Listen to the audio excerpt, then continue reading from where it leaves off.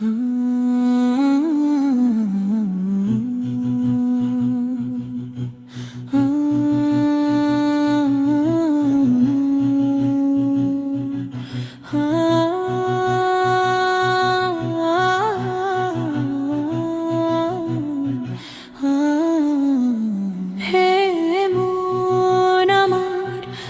কত ঘুমাবি গুনাহের নেশায়,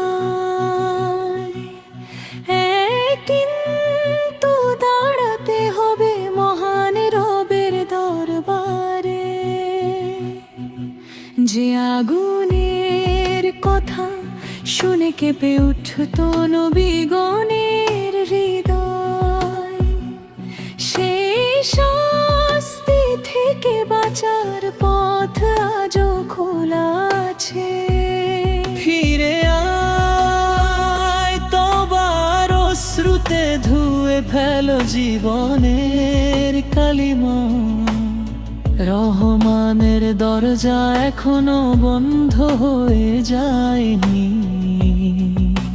শৈশবে মা বলতেন, বাবা 5 ওয়াক্ত নামাজ পড়িস, আল্লাহকে ভুলিস না। আমি শুনতাম, কিন্তু বড় হতে হতে দুনিয়ার ব্যস্ততায় সেই উপদেশ কোথায় যেন হারিয়ে গেল। আজ মনে পড়ে মায়ের প্রতিটি কথাই আমার জন্য ছিল জান্নাতের দিশা।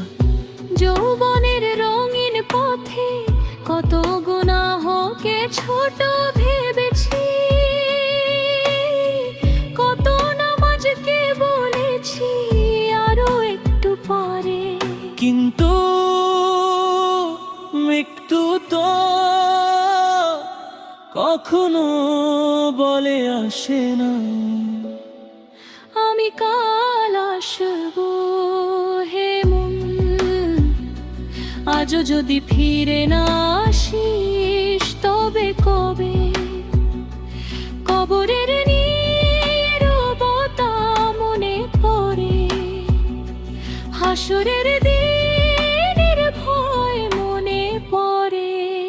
ভাবি, যদি আমলের খাতা হাতে পাই, আর সেখানে গুনাহই বেশি দেখি, তখন কি উত্তর দেব আমার রবকে? এই ভাবনায় রাতের ঘুম উড়ে যায়। হে আল্লাহ,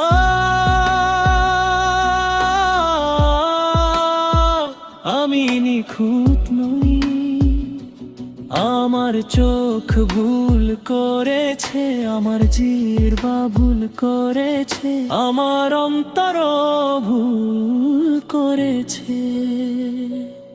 কিন্তু আমি জানি আপনার রহম তো আমার সব ভুলের চেয়েও বড়। তাই আজ আপনার কাছেই ক্ষমা চাই।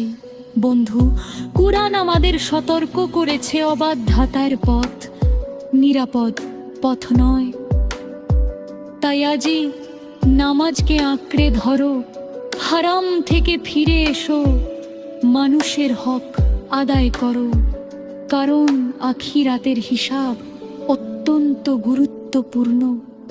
যে সম্পদের জন্য সারা জীবন দৌড়েছি, তার একটিও আমার সঙ্গে যাবে না। যে বাড়ি বানিয়েছি সেটাও রয়ে যাবে, সঙ্গে যাবে শুধু সৎ কাজ, সত্যবাদিতা।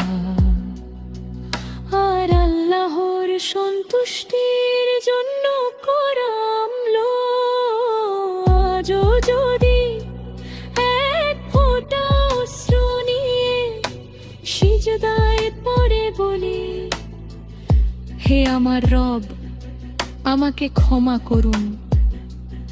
তিনি তো পরম দয়ালু, ক্ষমাশীল, তওবা কবুলকারী। এই আশায় আমাকে বাঁচিয়ে রাখ বন্ধু, জাহান্নামের ভয় হতাশার জন্য নয়, বরং আমাদের সৎপথে ফিরিয়ে আনার জন্য। আর জান্নাতের সুসংবাদ অলস হওয়ার জন্য নয়, বরং নেক আমলে আরো এগিয়ে যাওয়ার জন্য। চলো আজ থেকেই নতুন জীবন শুরু করি। নামাজকে জীবনের আলো বানায়, কোরআনকে পথ প্রদর্শক বানায়।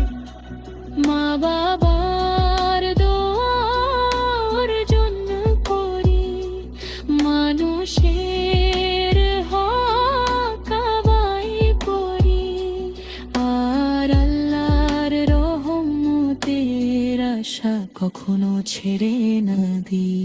হে আল্লাহ, আমাদের গুনাহ ক্ষমা করুন, আমাদের অন্তরকে হেদায়েত দিন, আমাদের কবরকে শান্তিময় করুন। হাসরের দিন আমাদের হিসাব সহজ করুন। আপনার অসীম রহমতে আমাদের জাহান্নামের শাস্তি থেকে রক্ষা করুন এবং জান্নাতুল ফিরদাউস দান করুন।